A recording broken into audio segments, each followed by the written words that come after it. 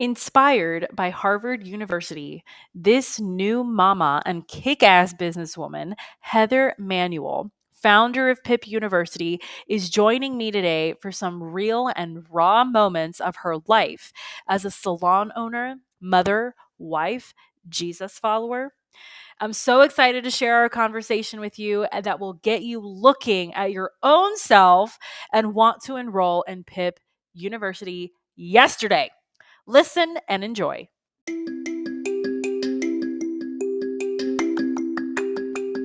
Are you a beauty or barber pro looking for that push to do that thing you've always wanted to do, whether it's in or out of the salon, spa, or shop?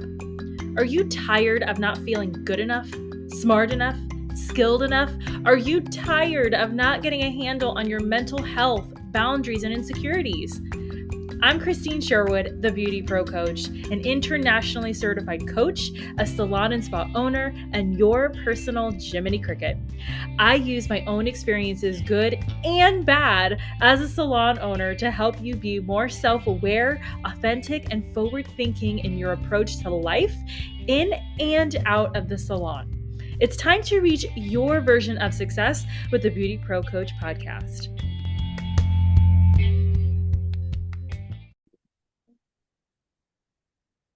Hello, Miss Heather. How are you today? I'm doing wonderful. So excited to be here. Woohoo! I'm so excited. So, really quickly for our listeners, because we just talked about this before I hit the record button, you have a salon in Louisville, Kentucky, but Mm-hmm. you right now are in Houston, Texas. Can you Mm-hmm. share with our listeners how that has been for you? Yes. And it's funny because when this comes up as a topic of conversation, I usually have to repeat myself that my salon is in Louisville, Kentucky, and I live in Houston. And the first question 100% of the time that is asked is, how did you do that? And this is literally an answer to almost any question that someone would ask me regarding business, and my answer is always, it comes back to leadership. So I had really started, I would say, all of 2018, because I was traveling a lot for work. I was on the road a lot speaking, and so I wasn't in my salon as much. And I retired from behind the chair December of 2016. So all of 2017, all I worked on was the team, our culture, and leadership. So the salon could run without me. I continued doing that in 2018, and I was traveling a lot. But when I was home, and I was usually home throughout the week, I was working on leadership, working on our systems. I really was not executing anything in the company. And I mean, nothing, not payroll, not inventory, none of our trackers. I never was running reports in our salon software. Other people were doing that stuff. And then they would come to me. And basically, my job was to explain my thinking when they would show me certain things. So if I was going to do inventory or payroll or whatever it was, if I'm doing it, I don't give the chance to somebody else to really teach them how to do it and how to think like me, but better. So I can give them the baseline of how I think, but everybody has their own unique skill sets, personality, strengths that they can bring to the table. And once they know how I think, they can add their sauce on top of it. So I literally did that for 2 full years, probably 2.5 years, because I didn't move to Texas until August of 2019. And then when I got to Texas, it was pretty much just the salon had its, it knew what to do. I had a great leadership team in place, and I since then have been running it remotely. So I still work on my salon. We use Slack, which is, a communication tool. And my main job for the last 4 years has been to communicate with leadership, and then leadership executes the day to day. Now, that has changed since October, when you and I were originally supposed Yeah. to talk. And you said this is a space of transparency. And so I felt like the world was crumbling in October. I had just got back from maternity leave. I had my first baby in June. And I came back and there was some decisions that I needed to make within the company, some really, really, really, really hard decisions. And that involved people leaving. And then once I made those decisions, other people left. So I pretty much parted ways with and lost half of my leadership team. And so since October, I have been much more involved with the salon. Now, the start of all of this was my decision. I knew that hard changes needed to be made. I was extremely convicted. And I knew that it was going to be hard getting out of it. I don't think I knew exactly how hard, but from my past, my brain has enough past evidence that tells me no matter what goes down, I can make it out. I can figure it out. I can work really hard on the right things. And so I wasn't tripping too bad because I knew this has to happen. This has to happen. And it's time that I take a lot of ownership back into my hands. And I still fully plan on rebuilding. I'm working on building one leader right now. I'm still rebuilding other leaders, but I won't remove myself as much as I did because there is a quality control thing there and a standard of excellence that I want. And that wasn't being done. And it wasn't being done not because of them, but because I was allowing for it not to be done. And there's a very big difference because I'm not going to blame anybody. Right. I knew certain things weren't happening. I knew certain things weren't getting done. And to be flat out honest, and people would not expect this answer from me, I just didn't care enough to step in and make it better. I just didn't care enough, mainly because I was pregnant and I had a horrible, horrible, horrible, horrible pregnancy. I didn't work for 9 months. So I was in bed every single day. And then before then I was building PIP, and a lot of my time was going to building PIP University. And so there was just things where I'm like, it's not a priority. I can't dig into that right now because I have 15 other things. Well, now that's not the case anymore. PIP University has its foundation. I'm not pregnant anymore. And so it's the perfect time for me to give more to my salon. So long-winded answer, but there it is. No, but I love that. And I know the listeners are too, because that is a goal for so many salon owners to be able to have a salon in another state and like live their life and just check in.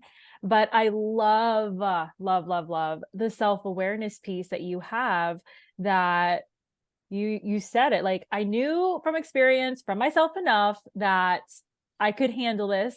And then also you're like, I just didn't care. I mean, I'm having a baby. My marriage is great. I'm just throwing that in there. And I have PIP, like I'm living my best life. Like, I don't care about that right now.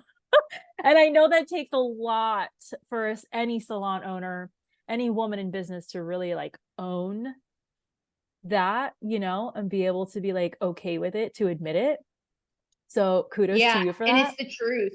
It's the truth. And I know a lot of other people probably can relate to that. And it's because I was so focused on other things, specifically within PIP University. And when I was pregnant, I was just focused on surviving and like having this kid, where I just didn't feel like, in also in total transparency too. I had built such a strong-minded leadership team that when we would talk about things that I felt like needed to change, sometimes it was like fighting an uphill battle, which is good. I feel like you should want that for a company. You should want people that feel safe and confident enough to tell you the truth, because I work with salon owners every single day, and I work with the top salon owners in the country. And I can point out, after spending a week's time with a salon owner, if their team feels comfortable enough to tell them the truth, and if the owner will allow them and not just bulldoze right over them. And I didn't do that with my team. And there was times where I would absolutely stand my ground, but they would stand their ground also. So it was like we would fight for what was best for the company. And so sometimes it was like, oh my gosh, for me to be able to pull this off, I'll have to go through so much.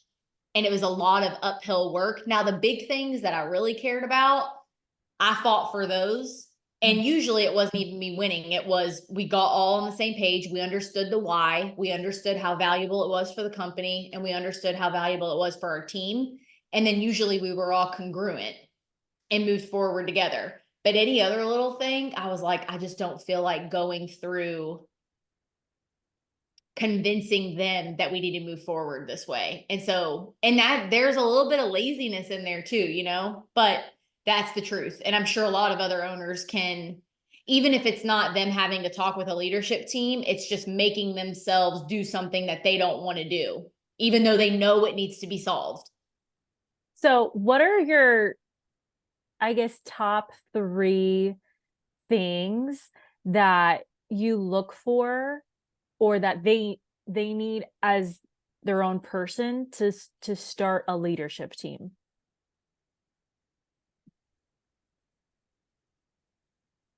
So repeat that question for me. Are you saying what are the things that I would tell another owner what to look for in someone else for them to be a leader? Yeah, let's go in that way. Sure. I would say, well, this is what I care about. Mm-hmm. Number one, I want you to say when you messed up. That's a big thing for me. And I struggled with that with one particular girl who's no longer with us anymore, where I would notice that she wasn't telling me the truth. And it wasn't that she was flat out lying necessarily. Mm-hmm. But I just wanted her to say, I messed up. That was my mistake. One of our core values is I take ownership. I want people to take ownership of when they mess up. And to do that and to get people in a space where they feel like it's okay to do that, they learn that skill or that trait by watching someone else. And so I'm really bad at a lot of things, but one thing I am very good at is being vulnerable and saying like, that's all on me. I messed up. I'm sorry about that. Only because I think that it makes you way more relatable. It increases trust, and it only builds compassion for the people that you're working with. And so I definitely look for that. The other thing I would say would be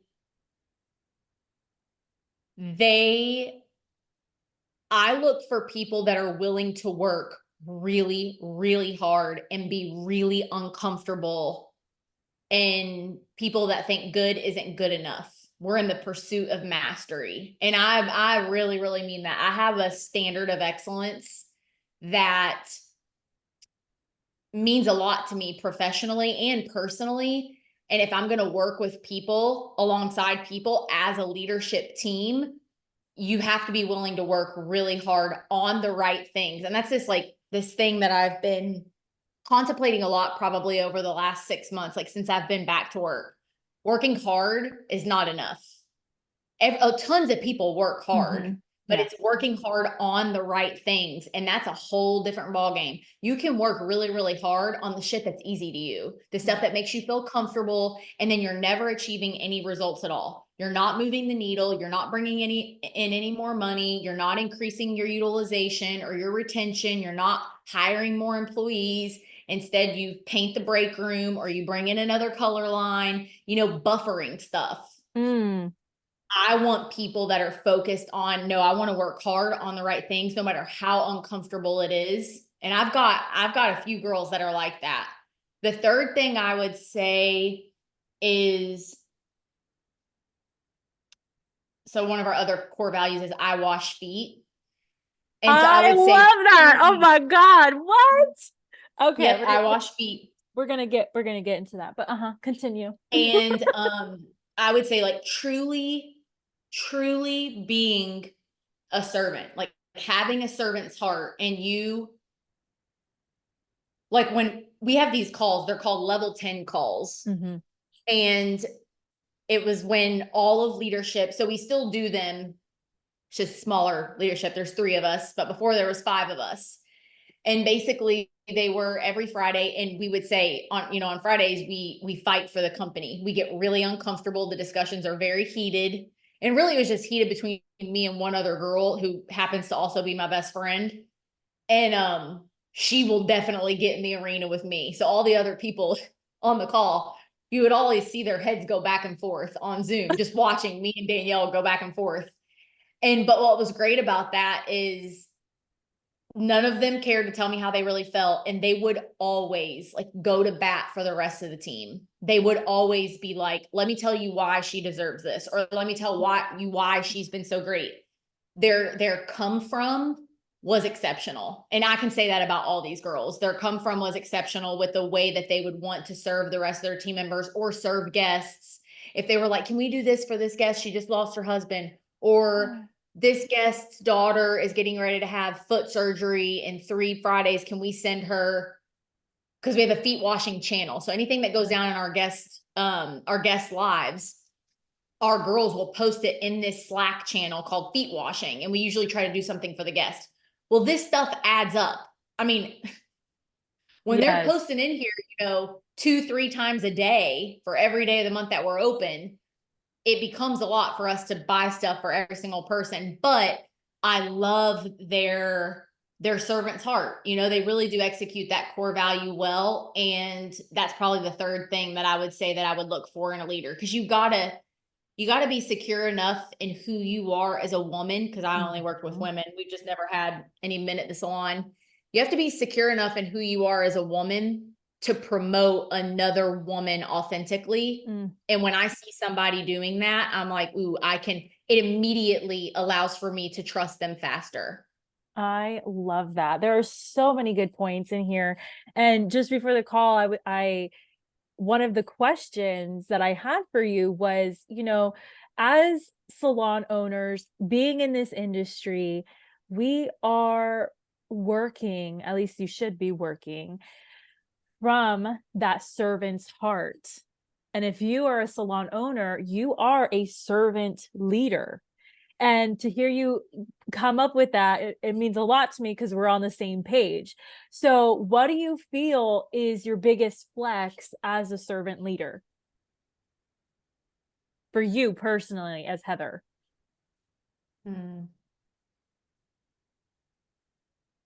I don't know if this is like the route that you're looking for, but my absolute biggest flex is I know how to surprise and surprise big. I love that. I will, if somebody does something like absolutely killer, I am going to sneak around you and talk to every single person you love with all of your heart. I'm going to find out what triggers the hell out of you in a really, really good way. And I'm going to make it happen. And that's for bigger things. Of course, I can be thoughtful, send a bunch of text messages that are only not asking about work, only asking about your personal life. I'm really, really good with people seeing their power and knowing that they are just as important as anybody else. But a lot of owners are really good at that. But I would say maybe it's not my biggest flex, but my coolest flex. Your coolest flex. I like it. The way that I surprise people and do it in a really big way. And that's always so fun. I love it. Oh my God. Okay. So let's get a little more personal with who you are, Heather.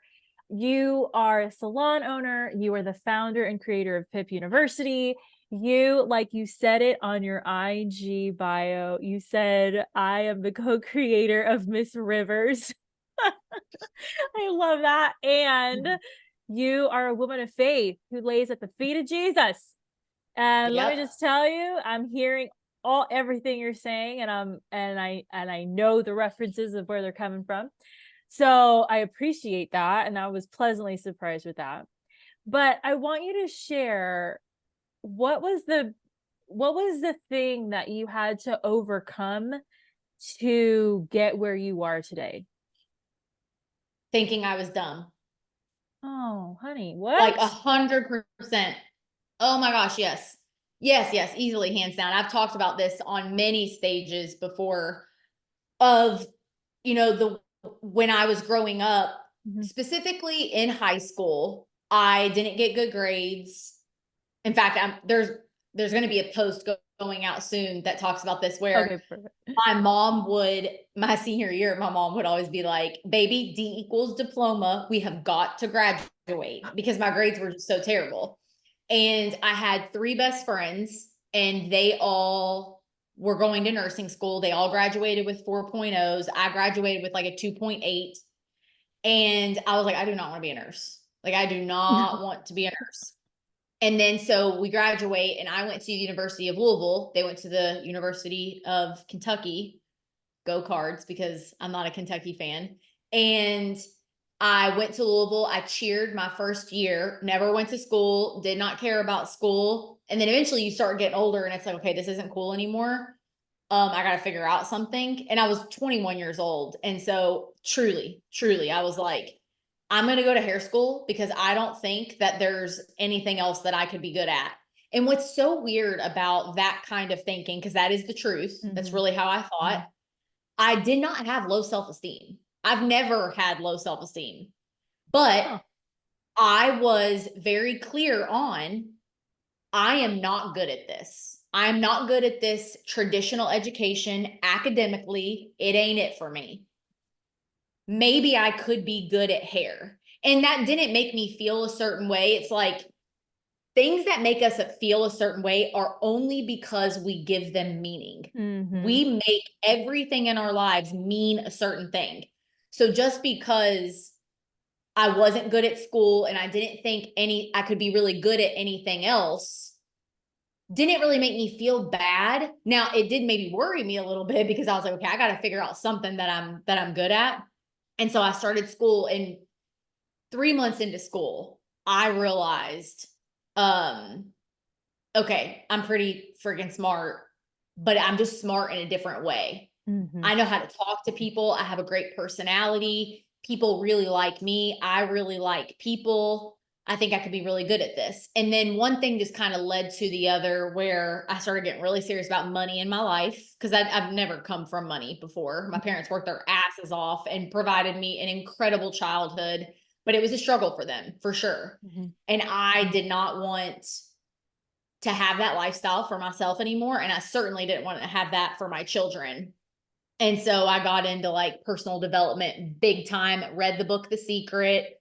People can think what they want about The Secret. It's all woo. It changed my entire life when I was 19 years old. Every single thing about my life completely changed. And to me, that is absolutely God. Think about the things that are worthy of praise. Like, think only on those things. Yeah. And that's essentially what I did. And from the time I was 19 up until, now, my life looks completely different from now than what it did midway through when I was 19. So I would say that was the biggest thing in my head, was getting past me thinking that I was dumb or wasn't smart enough. And then the second thing would probably be getting past any financial barriers to what I had always known in life, and knowing that there was more out there for me and for anyone that wants it and is willing to be uncomfortable enough to push past the beliefs that tell you whatever that you want isn't available to you. That was probably the second thing that I got to push past, knowing, realizing, and experiencing I can have all that I want. And it all starts with me and what's going on in my head. Yeah, big lesson. Totally. You touched on so many good points, like the self-development piece. That's a huge thing that I talk about in the podcast with my clients, my coaching clients. If you don't know who you are as a person, if you don't match your head with your heart, you're going to have a really tough time. And owning a salon, any business, that's like the ultimate form of personal development, wouldn't you say? Yeah, considering I feel like my salon has almost given me a heart attack 12 times in 10 years, I think owning a salon is the hardest business to own. Like, hands down, I think it is the hardest thing to do. I run a virtual education company and basically a marketing platform. And that's the only thing that I've done, but I still stand behind that. Owning a salon is so tough. And if you hang on long enough, you will experience personal development in its purest form. Mm-hmm. So what would you say is your secret to success?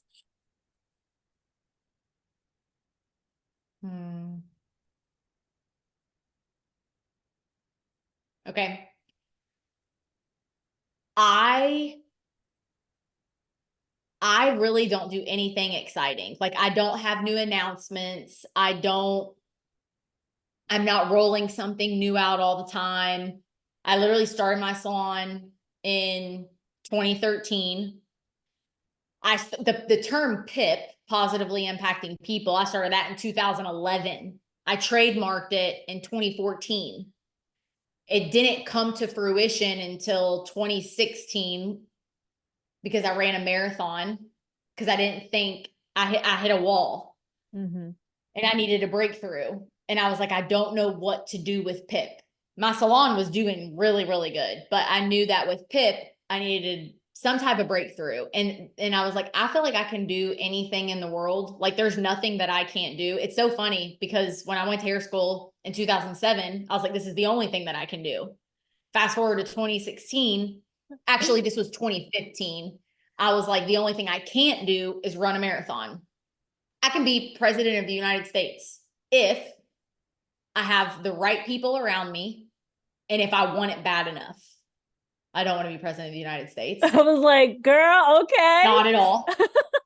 But it's like, if I want something bad enough and I have my people around me, the ones that like lift me up and are just, they'll tell me the truth. They'll also tell me not to quit. Like they have my back.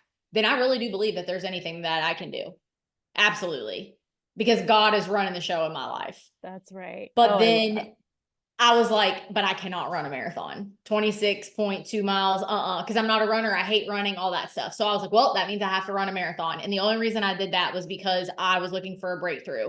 So me and my other best friend, Sam, we flew to Boston to watch the Boston Marathon in 2016.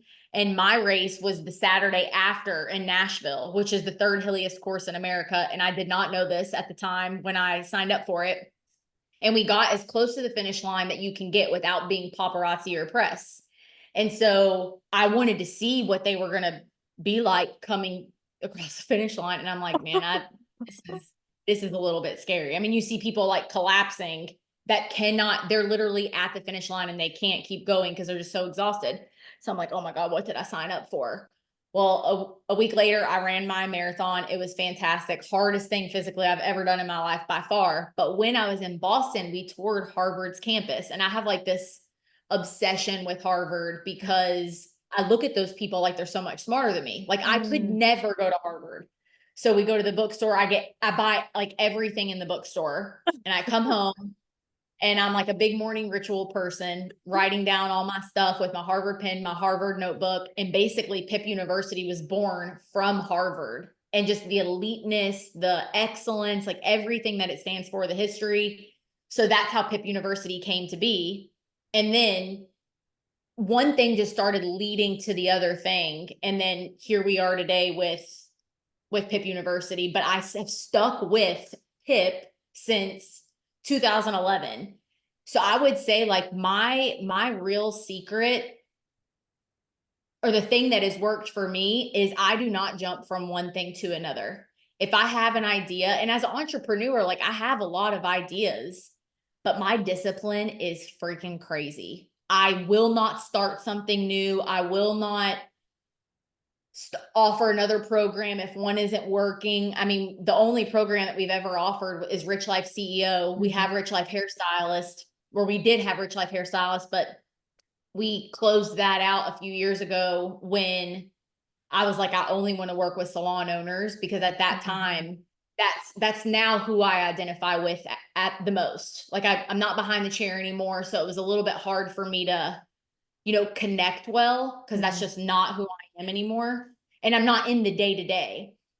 So then we only offer Rich Life CEO, and I see so many people.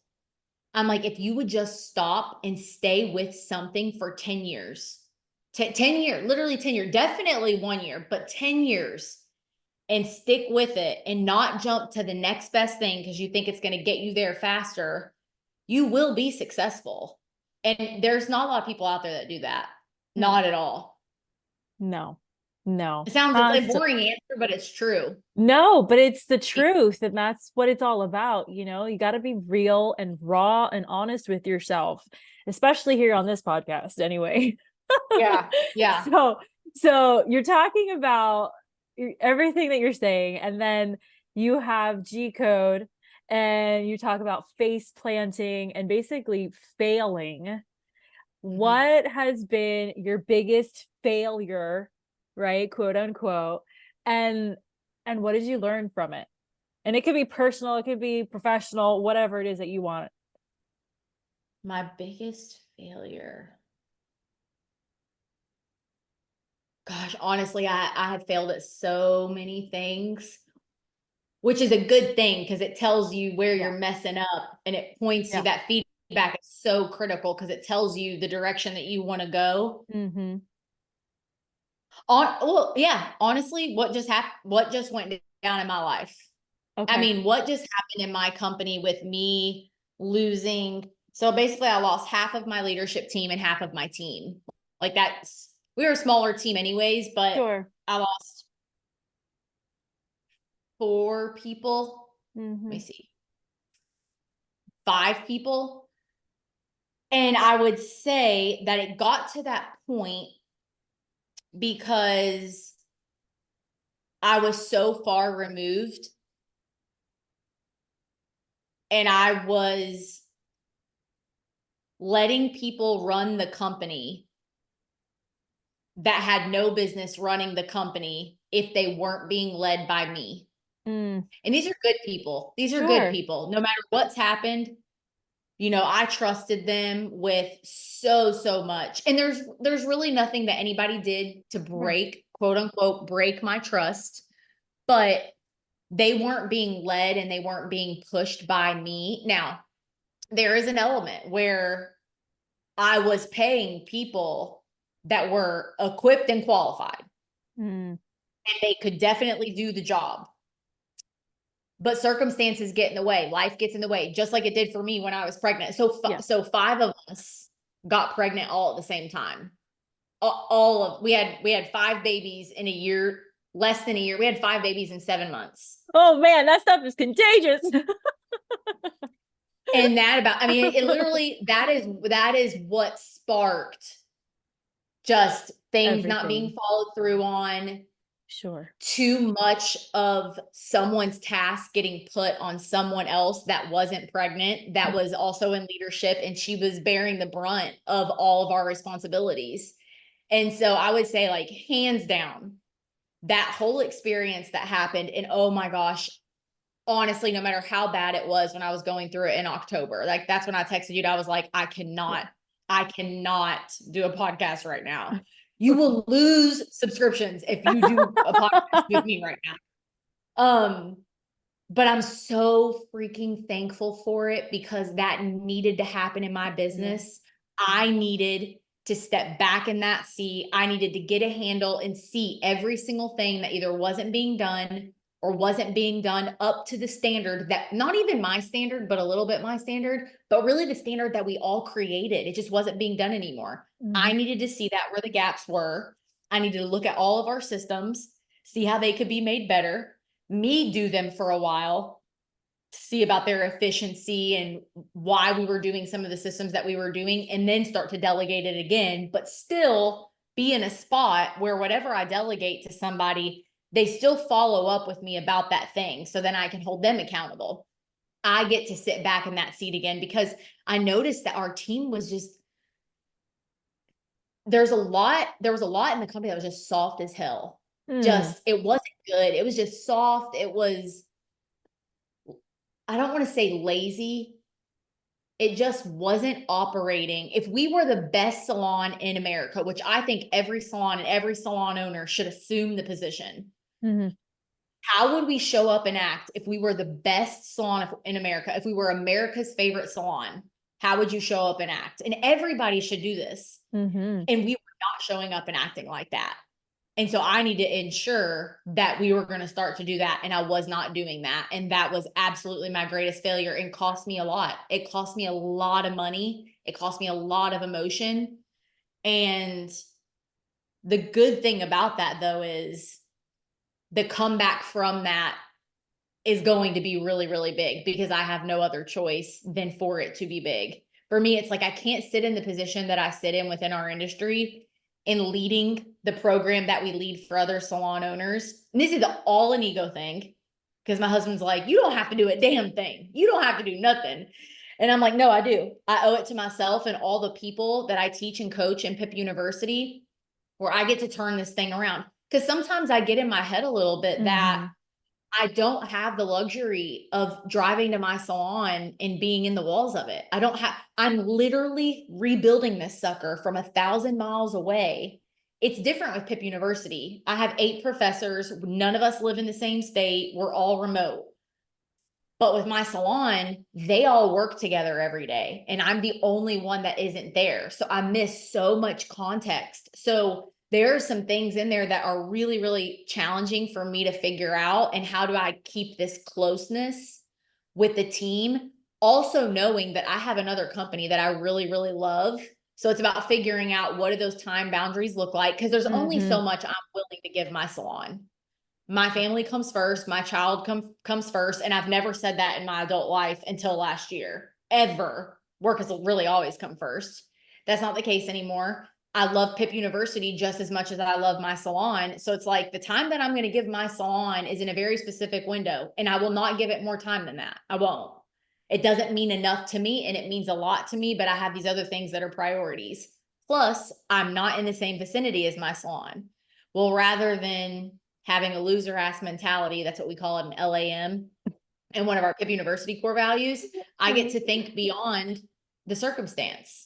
I get to expect supernatural shit to happen in my company, and for me to be given the wisdom and the knowledge and be plugged in with people that are smarter than me, so I can figure this out.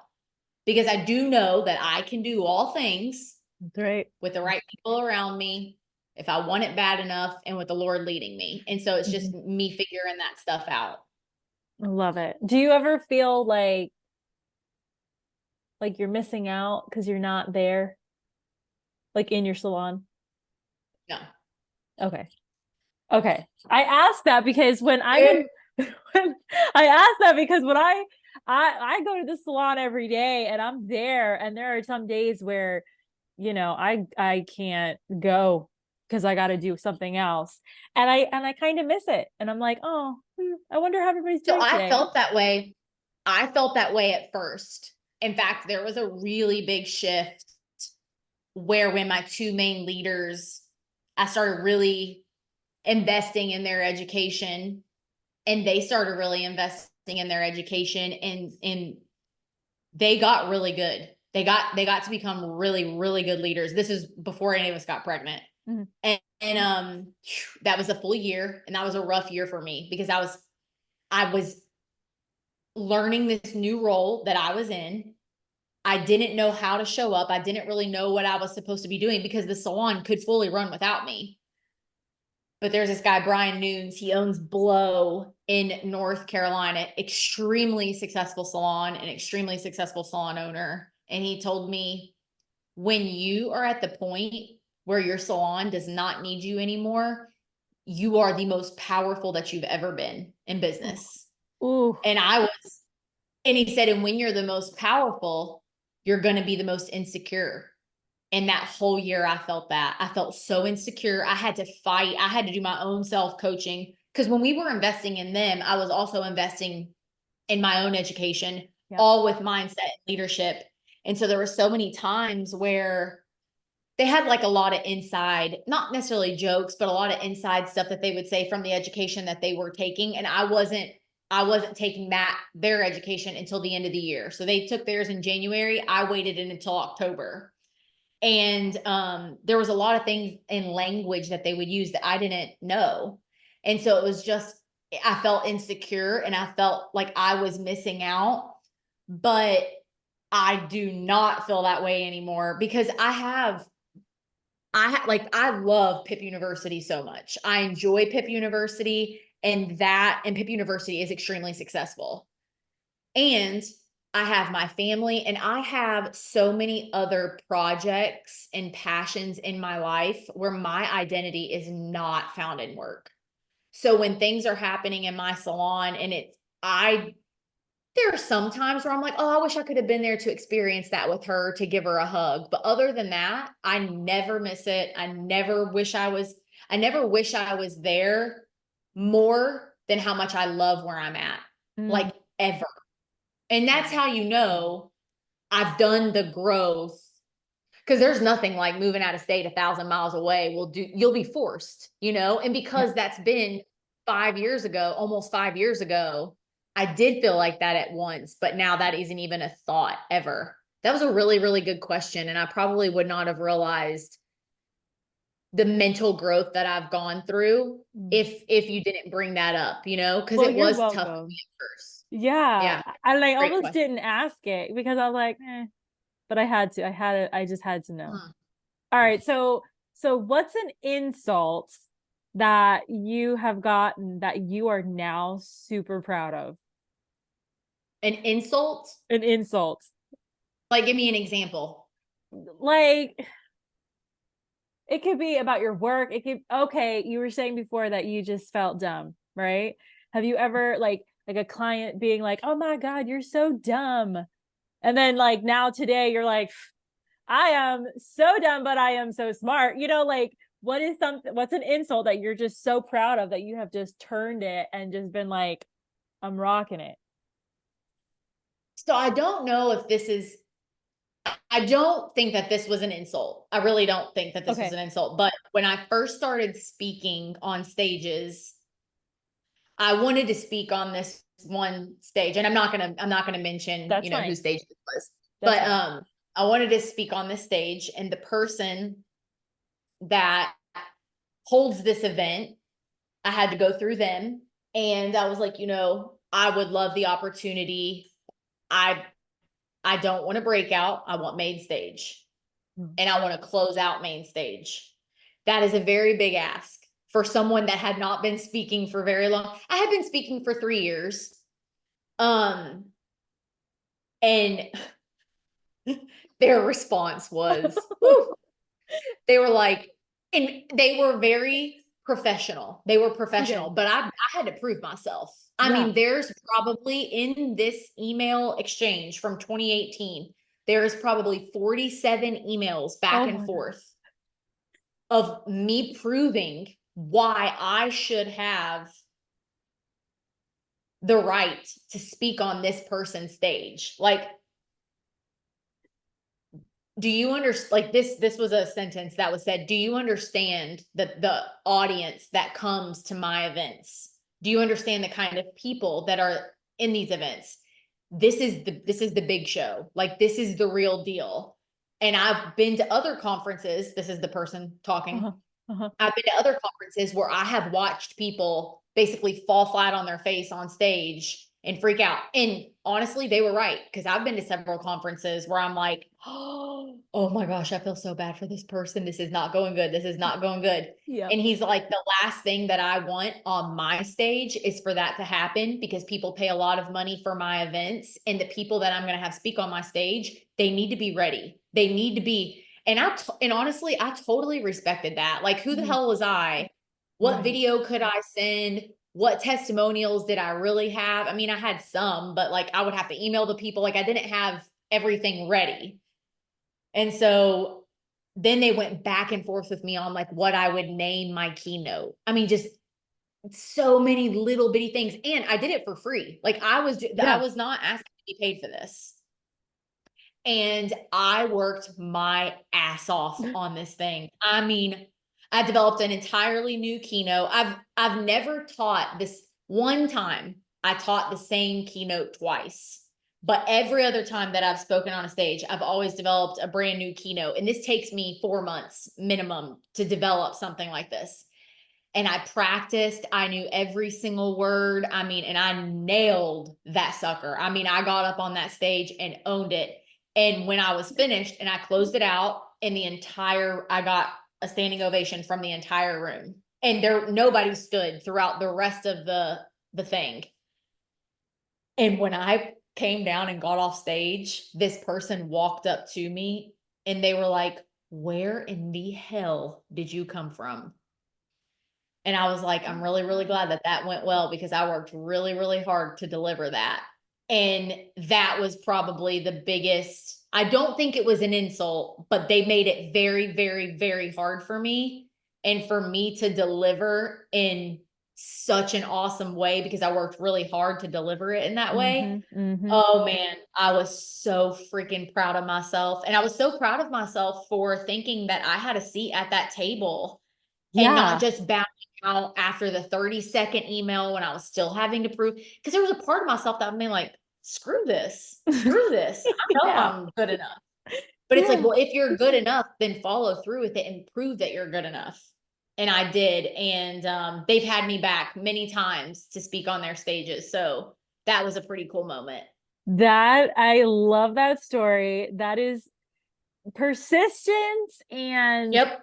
consistency is like your thing. And I'm so proud to know you. Like that's Oh, thank awesome. you. That is so inspiring, just that alone. Like it's almost like your insult, right, was like, how dare you not think that I can do it? Like that, it seems to be the insult, and you're just knocking it out of the park. Yeah. And then not letting it get to my head with Yeah. ego and being like, no, people that I'm going to work with are going to respect me. And he wasn't being disrespectful. He was No. being responsible with the stage and the people that, because I'll tell you this, it sucks to go to an event and spend $600 on a 1 or 2 day event and half the speakers are shitty. Because when Ugh. I'm at these events, I'm like, where do they find these people? There's no value here. People are stuttering all over the place. Because for me, when I'm writing up any of my keynotes or any of my presentations, I don't really like to call them keynotes. I like to call them performances, because they literally are not a keynote. There is a lot of other stuff that goes in the mix. But I'm thinking about the cost of the ticket. I'm thinking about how much these people spent on their hotels and how much they spent on their flights. And my goal is that if I was the only person to speak and they only heard me, my hour keynote or my 2-hour keynote, whatever it is, would they say that their investment was worth it if they only heard me speak? Would they feel like they got a return? And that's why it takes me so long. And so for that, in the moment, I was annoyed, but looking back, I really appreciate that about that person. And I think what's coolest to me is that I didn't let my ego get out of hand and say, screw that, I'm not going to do it because of the way that they're talking to me. Right. And I persevered through it and just stuck with it and then proved it. So what common myth do you face many times that about what you do?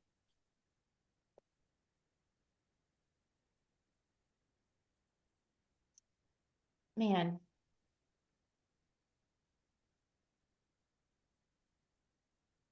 I want to say, and maybe it's lack of awareness, I want to say that I don't really know anymore. I'll be able to give you an answer. There was a time when I only identified with being a hairstylist, and I only identified with being a salon owner.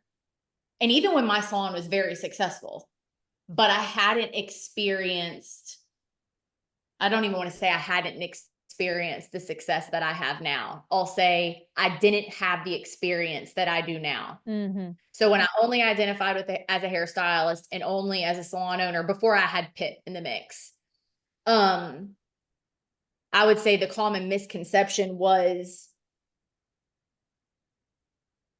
and who knows, some of this could just be in my head. Yeah.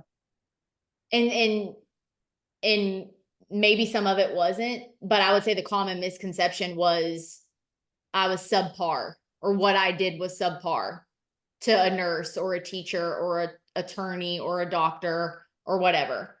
Has anybody ever said that to me before? No. There were definitely people in hair school and when I was a new stylist behind the chair that had all kinds of opinions about my career and what I should do and what I didn't do. And didn't you ever want to go to college?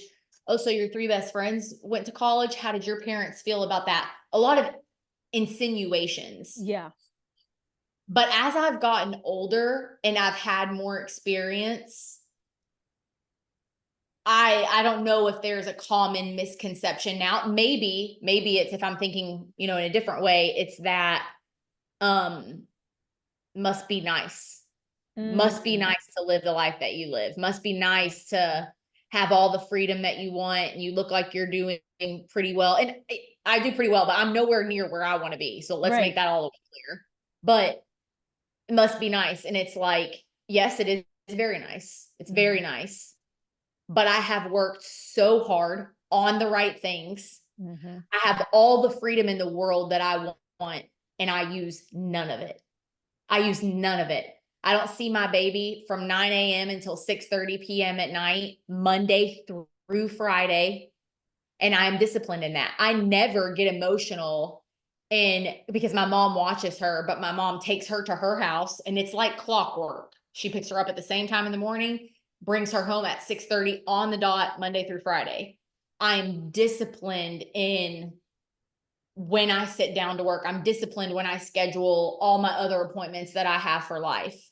And I really don't do things that most people think comes with freedom. So I would say that would be maybe a misconception, is must be nice. And my first answer is, it sure in the hell is. It's real nice. Absolutely. You put in the work, you're going to enjoy it. Period. Yep. And I still day to day put in the work. Yeah. But now I've realized, like, of course I have goals and dreams and I want to keep going after them. But honestly, if I won the lottery today, one of my really good friends, Jen Baudier, she's in Louisiana, her husband, extremely successful guy. And also like really fun to talk to. And I was at their beach house last year, 2 years ago. And he was like, if you won the lottery, what would you do? I'm like, other than maybe like investing in some real estate, I would literally be doing the same exact thing that I'm doing right now, because I enjoy the journey. Exactly. I love sitting at my desk every day. I love working really, really hard. I love solving problems throughout the day. I love producing work that I'm proud of. So if I won $100 million tomorrow, not much about my day-to-day life would change, because this is where I find the most fulfillment. Like I don't want to just be like going off and traveling all the time. And I can do that, but I do not want to do that. I like to work. So I'd be doing the same daggone thing, because it's what fills my cup. So I love that. I love that. And I have said that. My mother has also said that. I think it's just that hardworking woman kind of mentality, and we just love what we do, and we just do it, and we don't even think about it. I'm sure you wake up and you at 9 o'clock you start work, and then before you know it, you look at your clock and your baby's home, and you're like, what just happened? So that's just how it is. We're wrapping up, but what's one lesson, okay, that you have learned working in the beauty industry as a stylist, as an owner, as a speaker, whatever, that you wish that everybody who's not in the beauty industry would learn?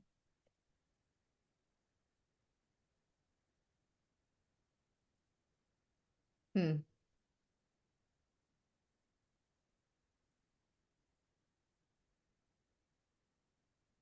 that's a hard question.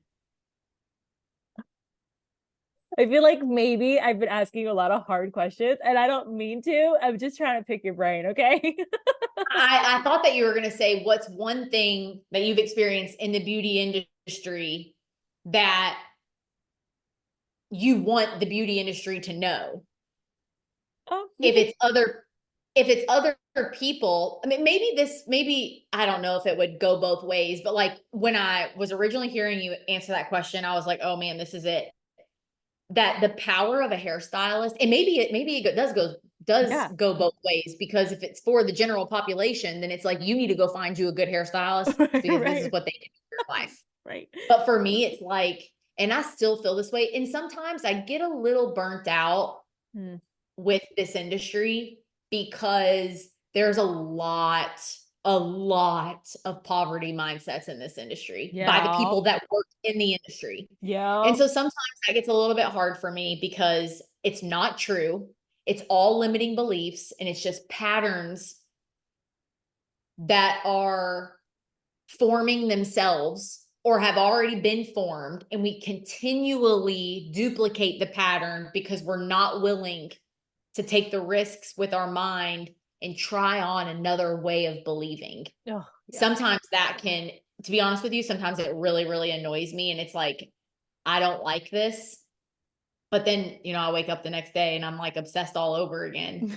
But, and this is why that annoys me, is because if people really understood how absolutely powerful being in this industry is, being a service provider behind the chair, even a salon owner, because most of the salon owners I know are still working behind the chair or doing a certain type of service, the power that is in that. Like the other day I was thinking when I was getting ready for work, I wonder how much money I would make if I was behind the chair right now.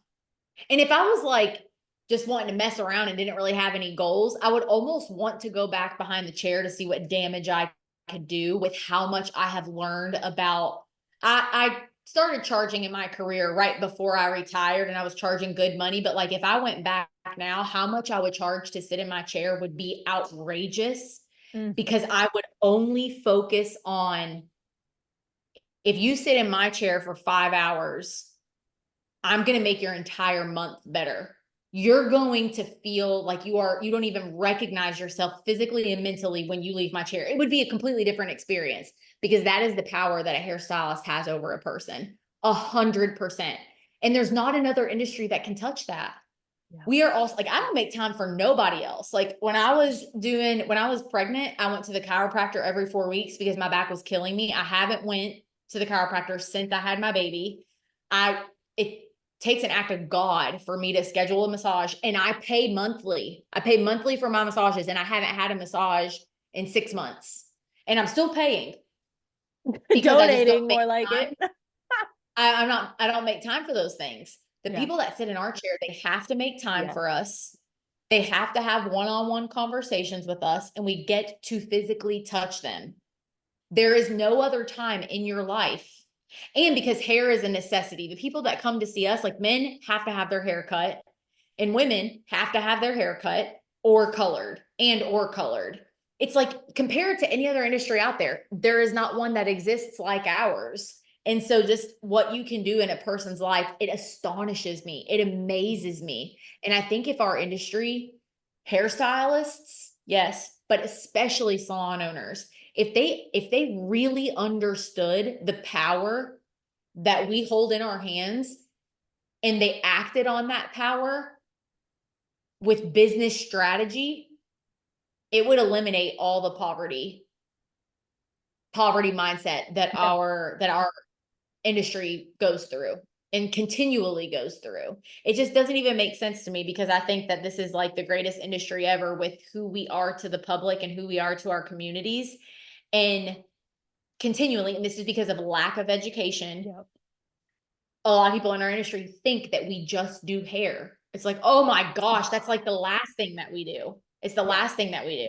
And until we take that seriously and we realize the power we are in other people's lives, like for me, that's why it will cost a lot of money to sit in my chair because of the education that I had to go through, the amount of money that I've had to spend to learn that and to learn who I can be in another person's life while I'm making them beautiful. That's going to cost money. And I don't feel bad about that at all. And honestly, people would want me to charge that kind of money. So I would actually be behind a chair. There's so many people that when I go home, if I run into old guests of mine, they'll come up to me and be like, I've never found anyone since you. I've never found anybody, and I would pay unlimited amount of money if you still worked behind the chair. That's so good. When it comes to charging people, I just don't feel bad because I know the value that I bring and I know people want to pay it. Yeah. Yeah. Okay. Good answer. Oh, no, it was perfect. is perfect. Is perfect. Last question. What is one question you wished I would have asked, and how would you have answered? What a good question. Okay, this is going to be different. Okay. How has your husband impacted your career? Oh my God, that was one of my questions, and I was like, this is other stuff is so good, but yes, go. What's your answer? So I would say he has definitely taught me about he taught me a lot about money. He taught me a lot about, I have watched him negotiate his salary 2 times now. He just got promoted to he works at a tax firm, and he just got promoted to partner, which is, if you know anything about the corporate world, that is like it's the last thing that somebody does in corporate world, in a corporate world. And before this, several years ago, I watched him negotiate, that salary. Remember, I mean, I'm a little girl from Kentucky. Okay. Average income per household where I am from is $55,000. And I remember listening to him and my jaw just being on the floor, being like, are you prepared to walk away? If they say no, are you prepared to walk away? And him just being like, yeah, oh yeah, I'll walk away. I'll walk away. And he wouldn't let it, to the last thing of all of this, where I was like, this is good enough. This is good enough. And he wouldn't, no, we needed to be here or we weren't moving forward.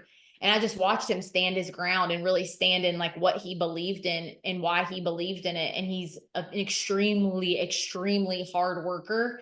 And watching both of these experiences work out the way that he wanted them to, it literally, especially the first time, because that was years ago, it opened my world up to the possibility of thinking bigger. My lady who writes our textbooks. Right. Okay. This is who I studied from when I went to school. Right. They randomly reached out to me during COVID, and they were like, we want you to create a course for us. I was like, okay, well, anything that I do in that kind of realm, it takes me forever. It takes me so long because I bring out the bells and whistles. It is comprehensive. It is thorough. It is robust. I do not leave out one thought that somebody could be thinking, and it takes me a long time.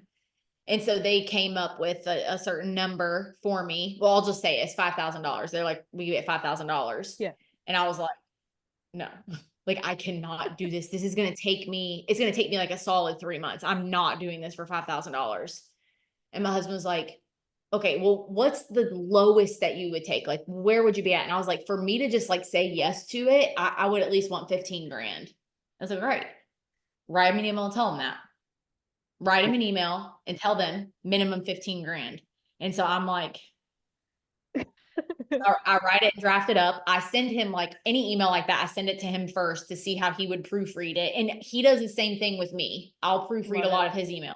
Mm-hmm. And so then he told me what he would change. And literally I like was not going to send it because I was so scared. I'm like, this is a very big difference. Yeah. But I just hit send because he was going to be like, did you send it? I hit send. And then within 3 days, they wrote back and they said, we're going to be able to meet you at this number. And I was like, what? Just because I asked, like, just because I believed that I thought that I could ask, because he was like, what's the minimum that you would do it for? And you would go all in and build a great product for them. And I said 15 grand. And he said, then tell them that. And so he's opened my world up to things that I don't think I just wouldn't be aware of if it wasn't for him. And to watch what he's done in his career is such a cool thing. And for him not to be threatened by mine is also something that's really, really cool. And I just love it that I have somebody that's hungry for their career like I am for mine. Mm-hmm. And is also, when it comes to like our baby, he changes just as many diapers as I do. When she was waking up in the middle of the night, I took the first shift, he took the second shift. Like he treats me like I'm an equal in this household because I am. but there's a lot of women that are an equal in the household financially is what I'm referring to here, but they're not treated that way. And it's nice to feel treated that way, but also it's a requirement to be with me. And he just exceeds at it really, really well. I love that. But especially because, like you were saying before, the poverty mindset that's so prevalent in our industry. And that also applies to our relationships of all kinds, friendships, boyfriends. Oh husbands. my gosh. Oh, the horror story. What can keep them, it's what can break those chains. Yeah. Or it's what can keep them from, what is the in perpetuity? Does that mean that I don't even know what that means, but it sounds right. It sounds right. You're saying it and I'm like, yes. Uh-huh. We're going to keep it going, you know? Yep. It keeps it going or it stops it.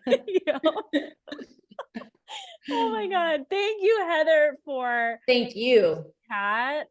I feel like I stumped you maybe a couple times, but you did. All in good, real and raw fun. This was fun.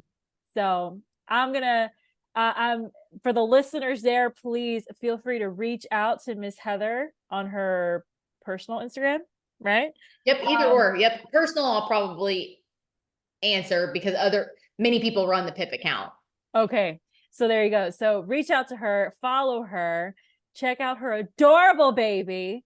And until next time, my dear, dear listener. Wasn't that the realest, most vulnerable chat about business you've ever heard in a while? I thoroughly enjoy conversations like this. This is how you know we're real people going through real stuff. None of us are immune. If you want to enroll into PIP University, tap the links in the show notes and make this year your year. You can even watch this interview on the YouTube channel. Until next time, babes.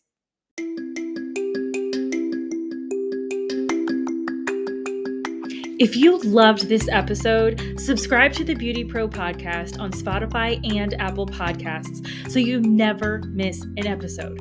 Don't forget to leave your reviews, stars, feedback so I can continue bringing the content you deserve and want most. Your feedback fuels this podcast. The more you give, the more you get back. You can follow me at The BeautyPro Coach on Instagram and Facebook. Want to contact me directly? Email me at befree@goldentruthcoaching.com.